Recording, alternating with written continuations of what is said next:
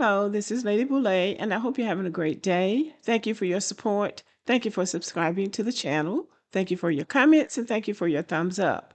Thank you for all you do to support the channel. And yes, we are commanded to love one another, whether we want to or not, or whether we agree with each other or not. Well, today I'm still talking about the immigrants because this is a critical time for Black Americans because we have to take a stand about where we are as Americans and what we want for our communities, even if we don't live in a community with immigrants, where there's immigrants being put into the communities. There are other Black Americans that live in these communities, and their resources are being stretched to the max because of these immigrants. And it's not being mean, and it's not saying you don't want anybody in the country, but it's being concerned about your own resources, especially when you're dealing with people who show no gratitude for what you've already done. So we're going to talk about it because sometimes they come to the United States, and once they get here, they think they're home free. They think they're Americans once they set foot on the soil, and that's not true. America is absorbing the problems of other countries, and this needs to be addressed. Some Black immigrants arrive in America and immediately decide this country is their permanent home. No intention of returning, no plan to repair what they left behind. And when that mindset meets the realities of Black America, it creates a pressure we're not allowed to name. But today, we're going to name it. There's a difference in going to another country for better opportunities and abandoning your responsibilities in your homeland. And when that difference gets ignored, Black America pays the price because you get settled into these neighborhoods, Black American neighborhoods, thinking that you're at home, and then Black Americans have to pay that price. Migration isn't just movement.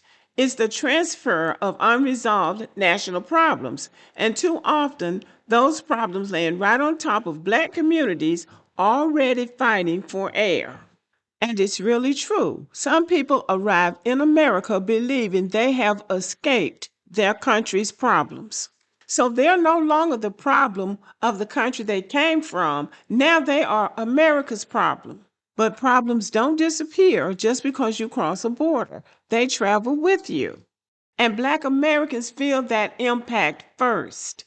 So for many Black immigrants, when they come to the United States, they end up in Black communities and they set their sights on competing with Black Americans.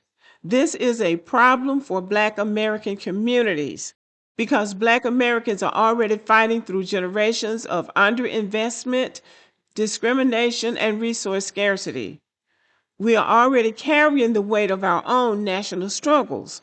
So when these newcomers arrive with the expectation that they are going to take from Black America, then it creates a collision because they brought their unresolved issues from their homeland, the issues of not being able to make it work in their homeland, to the United States, and they get added to the pile of problems that we already have, whether it's job scarcity, lack of adequate housing, whatever the issue is, they just multiply the problem in the community. And this is not about blaming anybody. This is about acknowledging that two struggling groups cannot fix each other's problems by merging. When people arrive with no intention of ever returning home, no plan to strengthen their countries they left, and no understanding of the communities they're entering, the burden falls on the people who were already there, the people who never had a choice, in them coming to their communities. The unfairness of it is that Black Americans are expected to absorb the cultural differences, the economic strain, the educational challenges, and the social tensions, all without complaining. Meanwhile, the communities receiving these newcomers are the same communities that have been historically underfunded, overpoliced, and politically ignored. Black American communities should not be the dumping ground for other countries' unfinished business. We have our own battles, our own history, and our own future to build. Respecting that means understanding this simple truth. America cannot fix what other countries refuse to face, and neither can we. There seems to be growing resentment between Black Americans and certain members of different Black immigrant groups. But I believe that it would help if some people would realize that fleeing doesn't fix your homeland, and that resentment towards another group of people, towards Black Americans, for instance, doesn't build dignity. Black Americans cannot and should not be the ones carrying this message. The government of the United States need to give this message that running from your homeland doesn't fix anything. We are not the custodians of everyone else's national trauma. This is the only home that Black Americans have, and we're not going anywhere. But if someone has never lived among us, never struggled with us, never fought alongside us, they are in no position to rewrite our character or our history. And when they come into our communities, they need to come into the community with a humble spirit, not to come in to critique us. Because if you want to critique something, you need to critique the place that you came from. And if your homeland is unstable, unsafe, or unlivable, that is a crisis that must be addressed at your home, not projected onto Black Americans who have carried our own fight for centuries. We've never had anywhere to run to. And this is a message that people who have so much criticism of Black Americans need to understand.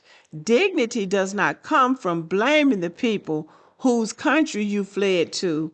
Dignity comes from building your own country. Contrary to what many people seem to think, the conflict between Black Americans and many Black immigrants is not just on social media. It is a real thing.